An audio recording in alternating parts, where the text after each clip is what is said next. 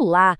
Todo mundo já ouviu falar de Pilates, né? Virou sinônimo daquele exercício que fortalece, alonga, mas o que pouca gente sabe é que por trás desse nome super popular existe uma história, olha, surpreendente, uma filosofia cheia de segredos que a gente vai desvendar hoje.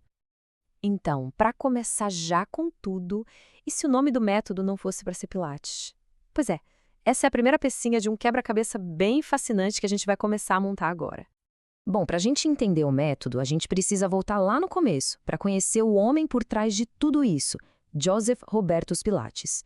E a história dele, olha, não é só sobre criar um exercício, é uma baita história de superação pessoal.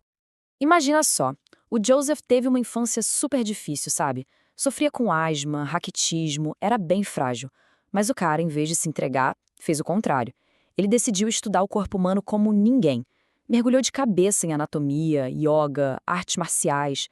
Basicamente, ele transformou o próprio corpo num laboratório para descobrir como se fortalecer. E foi exatamente essa determinação toda que levou uma das ideias mais criativas, eu diria, do mundo fitness. A transformação de uma simples ideia num método completo começou num lugar que, olha, ninguém imaginaria. E a origem de tudo tá aqui. Pensa só, Primeira Guerra Mundial. Joseph Pilates está lá, trabalhando com a reabilitação de soldados que não podiam nem sair da cama. E aí ele tem uma sacada genial: pegar as molas das próprias camas para criar resistência e ajudar os caras a se exercitarem. Foi uma solução ali, na hora, nascida da necessidade. E essa foi a sementinha de tudo que viria depois. E essa ideia, claro, não parou por aí. Ela evoluiu. E rápido. Daquelas molas de cama de hospital nasceram os primeiros equipamentos, que depois viraram os aparelhos que a gente conhece hoje, tipo o famoso Reformer. Aí lá pela década de 20, Joseph e sua esposa, a Clara, levaram essa baita inovação para Nova York. E o estúdio deles, virou o segredinho mais bem guardado dos grandes dançarinos e atletas da cidade. Mas, peraí, o que essa galera toda, esses artistas e atletas, buscavam lá? Era só um treino pesado? Não, era muito mais que isso. Era uma filosofia. E essa filosofia tinha um nome bem específico. Um nome que revela a alma do método. E aqui está a grande revelação. O nome original não era Pilates, era contrologia. Porque para Joseph, o pulo do gato não era o exercício em si, sabe? Era o controle. A mente controlando conscientemente cada pedacinho do movimento do corpo. Essa conexão mente e corpo trabalhando juntos, isso era tudo.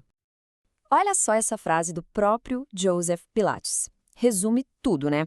Poucos movimentos bem feitos e com precisão valem mais que muitas repetições sem controle. Ou seja, não adianta fazer 1000 repetições de qualquer jeito. A contrologia é sobre isso. Qualidade, precisão. Vale muito mais do que quantidade feita no automático. Mas, como em muitas grandes histórias, depois da morte do Joseph, seu método, bom, ele quase desapareceu, ficou esquecido por um tempo. Só que, décadas depois, ele voltou.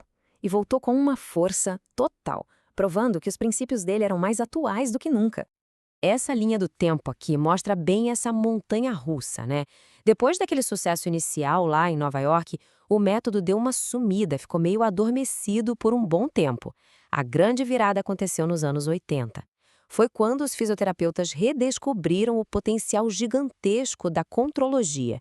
Eles começaram a usar e adaptar os exercícios para reabilitação, para corrigir postura, e foram eles que trouxeram o método de volta com tudo, para o reconhecimento mundial que a gente vê hoje.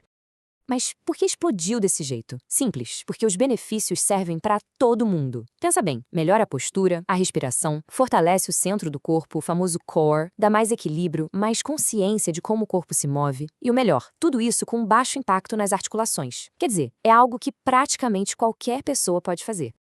E o ponto final é esse.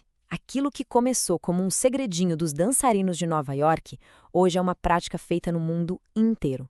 Desde pessoas com mais idade que buscam movimento e qualidade de vida, até atletas profissionais que querem melhorar a performance. O Pilates, ou melhor, a contrologia, provou que é para todo mundo mesmo. E tudo isso nos leva a uma última reflexão, né? A história do Pilates nos faz pensar, será que o movimento é só um exercício, uma coisa mecânica, ou será que é uma conversa, um diálogo profundo entre a mente e o corpo? Uma conversa que, no fim das contas, todo mundo pode aprender a ter.